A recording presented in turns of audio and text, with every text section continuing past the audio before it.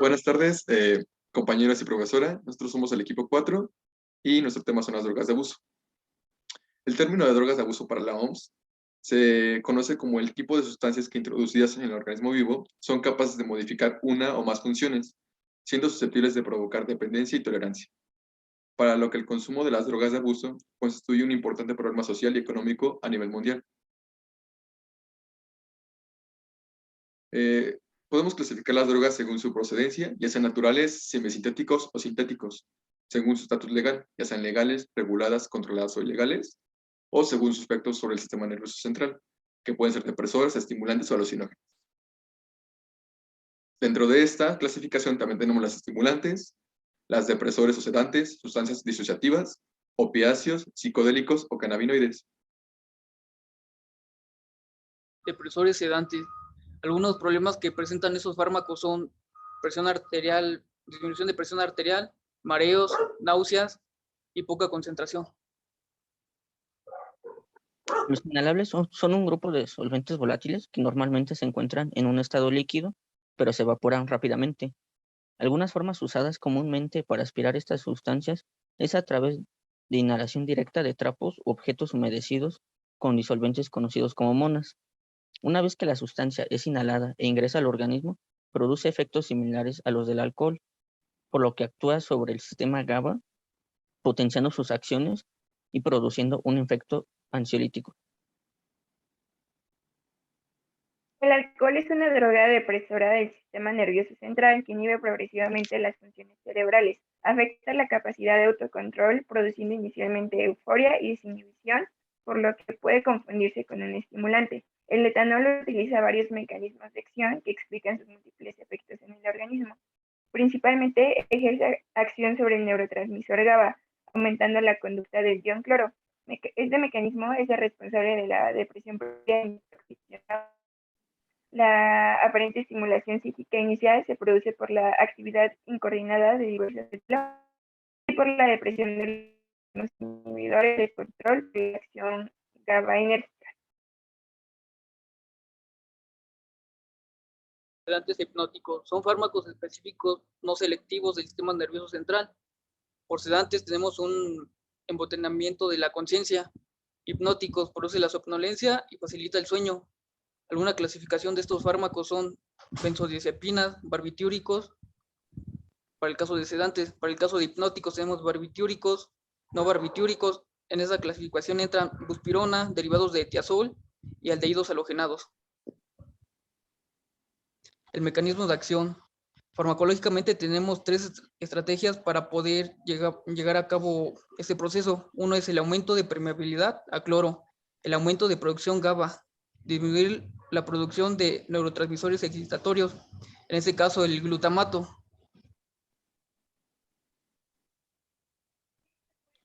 Los estimulantes son sustancias que aumentan el estado de vigilia, combaten el sueño, producen una sensación de energía incrementada y a dosis elevadas, estados de excitación extrema.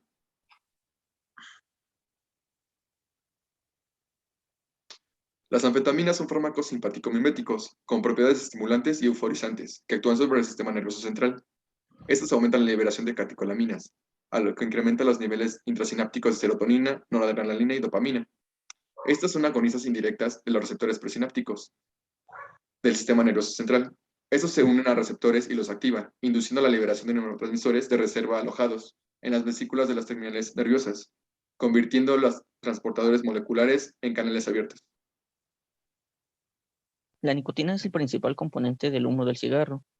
Actúa en el sistema nervioso central como agonista del receptor nicotínico de la acetilcolina, produciendo una sensación de bienestar y disminución importante de la ansiedad y del apetito, así como mejoría en la capacidad de la concentración y del rendimiento en algunas tareas intelectuales, además de ser un potente liberador presináptico de dopamina en estructuras del sistema límbico y en la corteza cerebral.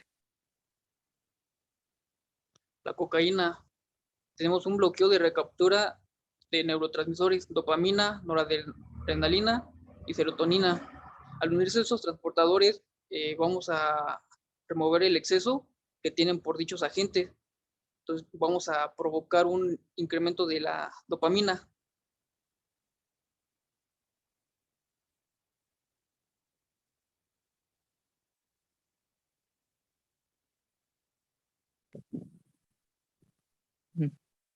El consumo agudo o crónico El consumo agudo o crónico de la cafeína puede dar lugar a una amplia variedad de efectos adversos e intoxicaciones e incluso la muerte. Bloquea receptores de la adenosina de los subtipos A1, A2A y A2B. Este bloqueo es el responsable de su leve efecto excitante nervioso, ya que la absorción de la adenosina por las células del sistema nervioso central es uno de los mecanismos que desencadena el sueño y la sedación. Las sustancias disociativas fueron inicialmente usadas como anestésicos generales para cirugía, distorsionan las percepciones visuales y auditivas y producen sentimientos de aislamiento o disociación del medio ambiente y de sí mismo. Un ejemplo de la sustancia disociativa es la ketamina. La ketamina es un antagonista de los receptores de tipo NMDA de glutamato. De esta manera, la acción de este neurotransmisor se desvía a la activación de los receptores de tipo AMPA, activando las vías de señalización relacionadas con la diana de mTOR, sinasa del receptor de trompomiosina, y activando canales de calcio dependientes de voltaje. Esto produce más proteínas sinápticas, así como la liberación de mayores cantidades de BDNF, contribuyendo por ende a la simpatonogénesis. Los opiáceos son drogas analgésicas narcóticas que se extraen de la amapola y actúan como agonistas o antagonistas en uno o varios de los receptores opioides, regulando así algunas funciones como el dolor, funciones gastrointestinales, endocrinas, autonómicas, del aprendizaje y de la memoria, y en el circuito cerebral de recompensa y de la adicción. La heroína. La heroína es una agonista del receptor opioide mu. Esto produce una inhibición de la adenilciclasa con reducción de la concentración del AMP cíclico y de la actividad de la proteína quinasa dependiente de AMP cíclico, lo que resulta en una disminución de la fosforilación de las proteínas. Igual se produce el cierre de los canales de calcio en las neuronas presinápticas y la apertura de los canales de potasio en las neuronas postsinápticas, lo que provoca una hiperpolarización de la membrana y como consecuencia una reducción de su activación. Los psicodélicos. Entre los psicodélicos encontramos efectos que son extremadamente variables y dependientes de la dosis. Pueden generar alucinaciones visuales, auditivas, alterar la percepción del tiempo y del espacio, provocan taquicardia, midriasis, insomnio, náuseas, sudoración excesiva, etc. El LSD y la psilocibina. Actúan como agonistas parciales de los receptores 5-HT2, tanto como presinápticos como postsinápticos, mimetizando efectos propios de los sistemas serotoninérgicos centrales. Inhibe la activación y la liberación de serotoninas de estas células. La activación de 5-HT2A también conduce a un aumento de los niveles de glutamato cortical.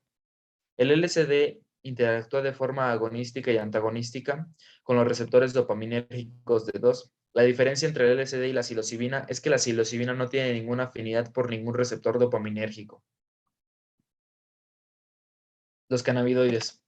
Entre los efectos que encontramos aquí son la euforia, el aumento de apetito, la sensación de relajación, pérdida de la memoria a corto plazo, broncolilatación, entre otros.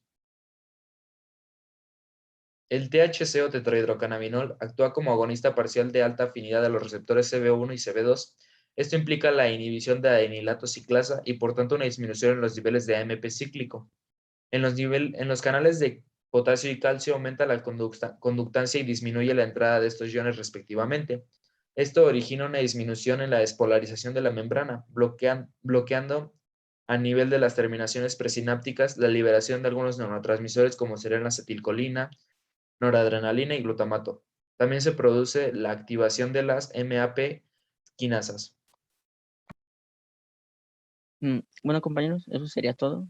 Espero que les haya gustado nuestro video y recuerden que la única droga sea su sonrisa.